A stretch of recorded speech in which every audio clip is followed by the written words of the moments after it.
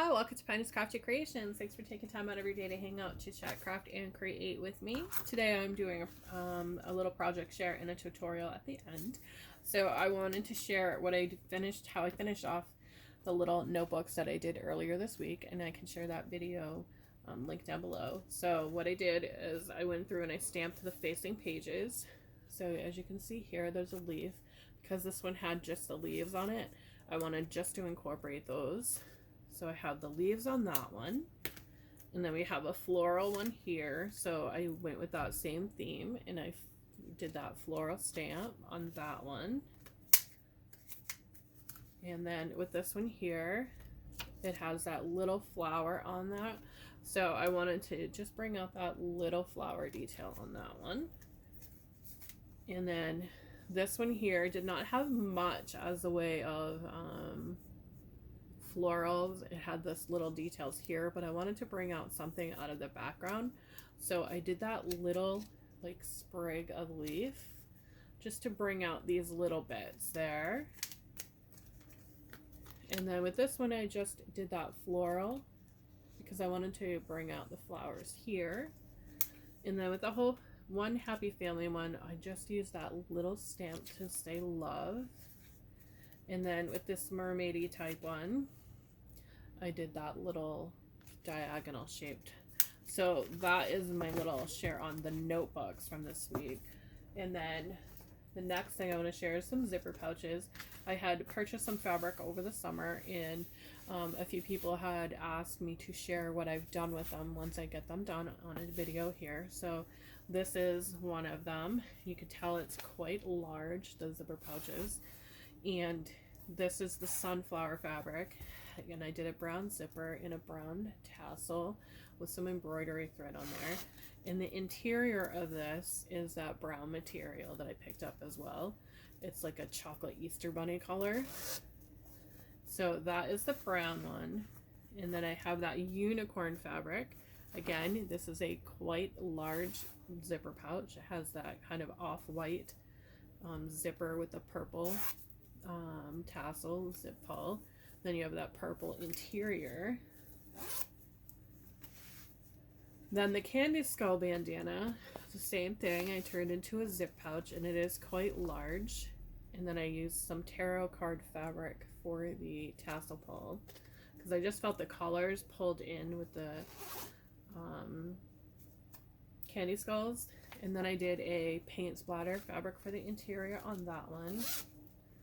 And then I did some tie-dye over the beginning of the summer, and I finally was able to incorporate the bandana that we tie-dyed into a zipper pouch. And I have cardboard in them right now to keep them sturdy for my fair that is coming up. Then this one has a yellow zipper, and I'm trying not to go over that cardboard.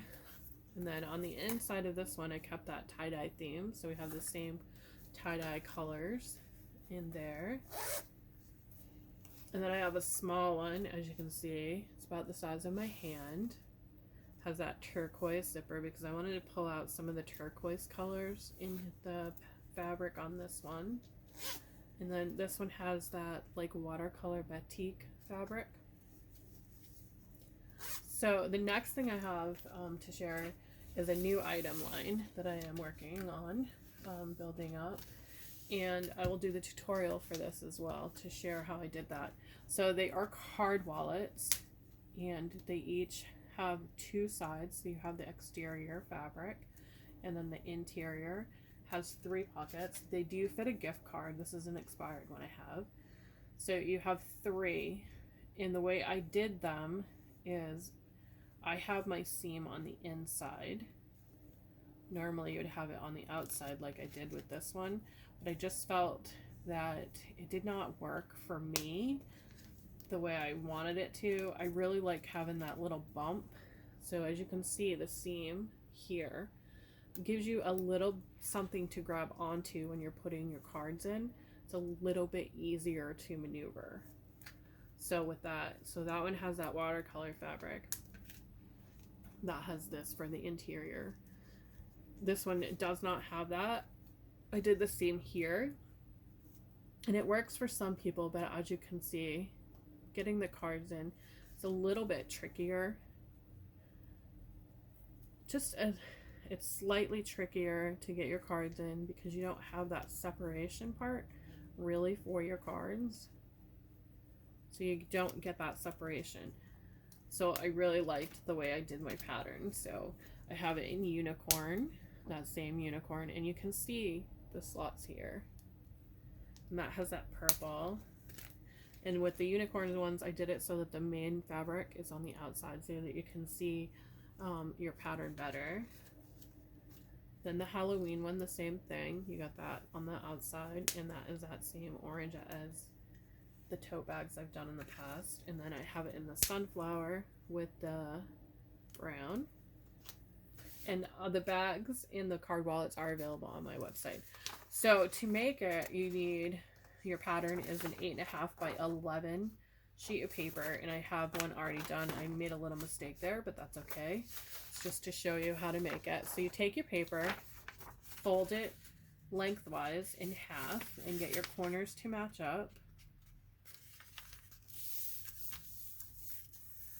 So you fold it in half, then you're going to fold it again, bringing these edges right to that center where you made your mark on your fold there. And this is just to create your pattern so that you can sew it yourself if you'd like. So fold it in half, then decide how high you want your card wallet to be. I went up about, I want to say maybe about 3 inches shy of the top of the page, and then created that fold again. Then you're going to fold that top down.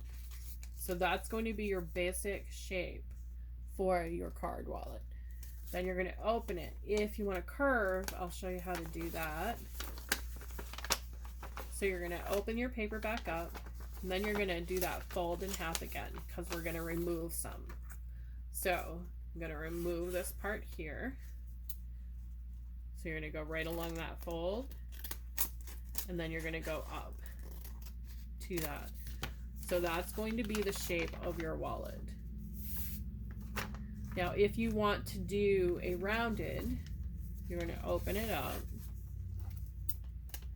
and then you're going to fold it, and you're just going to round that corner. So this one I did with the square here, and then I think the unicorns are rounded. Nope. This one here is, nope. Here it is. The tarot card one is a rounded corners here. The rest of them I decided to go straight. So that is your basic pattern. Then what you're going to do is you're going to sew all the way around, leaving an opening. So you take both your fabrics, have your right sides facing each other. You're going to sandwich them on top of each other. Then you're going to sew from the bottom corner all the way around, even your top piece here, all the way around. Then you're going to go in right to the edge of your corner there, right where your sewing piece is. You're going to snip that away. You're going to do that all around all 4 corners, or 6 corners if you don't do the rounded corner, just like that.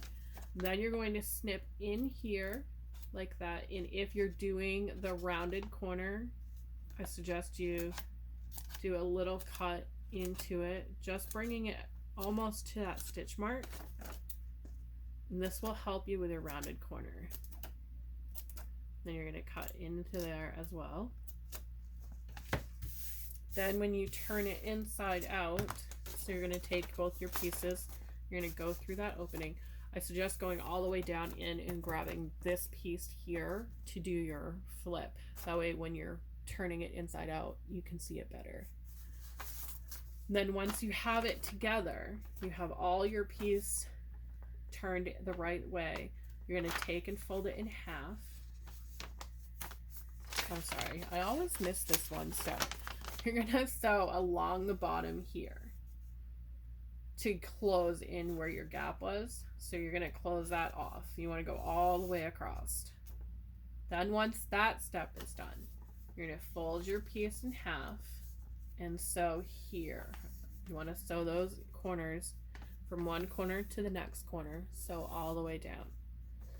Then once that is sewn, you're going to open it up and it's going to be together like that. Take this piece here and fold it up just like so. Then you're going to take your whole piece here. Once it looks like that, so it's going to look like this because you've got all those together, you're going to fold it. You're going to sew here all the way around to here, and you want to do a couple of back stitches here and here. The same with when you're sewing your sides together here. When you're sewing this side together, do a couple of back stitches at the top and the bottom, because those are going to be the most used part of your wallet.